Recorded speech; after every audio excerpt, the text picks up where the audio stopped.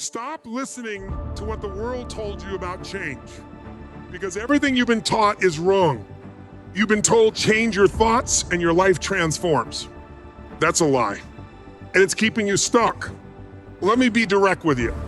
You're watching this because something inside you knows you're meant for more. You can feel it. There's a voice that says, this isn't it. This isn't who I am. This isn't who I'm supposed to be. And you're right. That voice is correct. But here's what nobody tells you. Knowing the truth and living it are two completely different universes. You already know you're capable. You already know you could do it. You already know what you want. So why haven't you? Why does everything you try eventually collapse? Why do you sabotage yourself right when things start working? Why do you end up in the exact... But because your identity is working perfectly, it's just working against you. Here's the neuroscience that explains why this is happening.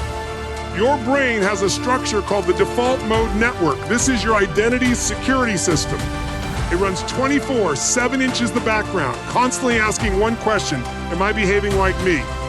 When you do something that aligns with how you see yourself, your brain is happy, everything flows, no resistance.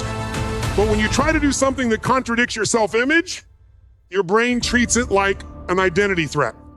And threats trigger a response, a protective response. Your palms sweat, your mind goes blank, your voice shakes, doubt floods in, and you think, see, I can't do this. I am the shy one. I am the one who freezes up. But that's not weakness, that's neurology. Your default mode network is trying to keep you sane. Your entire sense of self has been built for years, sometimes decades, around a certain identity. Millions of neural pathways are coordinated around that identity. When you try to do something that contradicts all of it, your brain experiences chaos, and chaos feels like death. So it shuts you down. Psychologist Roy Baumeister conducted research. So you start believing you're stuck with money, you're stuck relationally. You're stuck with your health. And before you know it, you're not stuck in one area, you're stuck everywhere. Because your brain has learned the fundamental lesson. I don't follow through, I don't take action. I'm someone who talks about change but never actually changes. And once your brain accepts that belief as truth, it becomes a prison. Everyone around you starts to see it too. Your family sees the inconsistency between your words and your actions. Your partner sees someone whose intentions don't match their behavior. Your friends see you as the perpetual talker who never does. You've trained them not to believe you, and that fracture in your credibility is harder to repair than any external circumstance. Because now you're not just stuck, you're stuck and isolated. The people who love you have stopped believing in the person you say you want to become, because your actions keep voting for the person you say you don't want to be. That's the real cost of stuckness, not failure. Fractured relationships with the people around you. But listen to me, if you're watching this, there's a reason. Some part of you refuses to accept this as your final answer.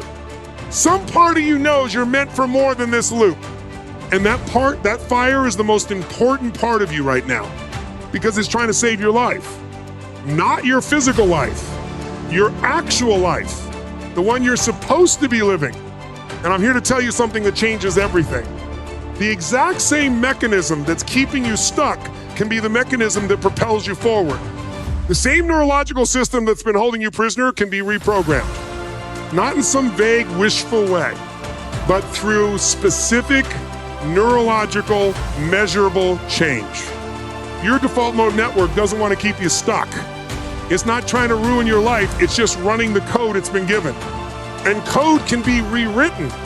Identity can be shifted, not through willpower, not through positive thinking, not through some motivational high, but through behavioral commitment, through small, repeated actions that tell your brain, this is what I do now. And your brain, this incredible adaptive machine, will accept it. Your neural pathways will reorganize. Your self-concept will expand. Your default mode network will integrate the new identity, and you will transform. Not because you suddenly became a different person, but because you finally gave yourself permission to be the person you knew you could be all along. The moment, 7:15:09. Let me show you what this actually looks like. There's a woman named Lisa, 58 years old, smart, capable, completely stuck. 20 years in the same corporate job, same position, same salary, same life. She'd tell people, I'm just not an entrepreneur, I'm a company person. That's not for people like me. And she believed it, completely believed it. Her entire identity was built around that belief. Decades of reinforcement, decades of voting for the role of the loyal employee. Then she got laid off. Now, most people in that situation would feel fear. Lisa felt relief.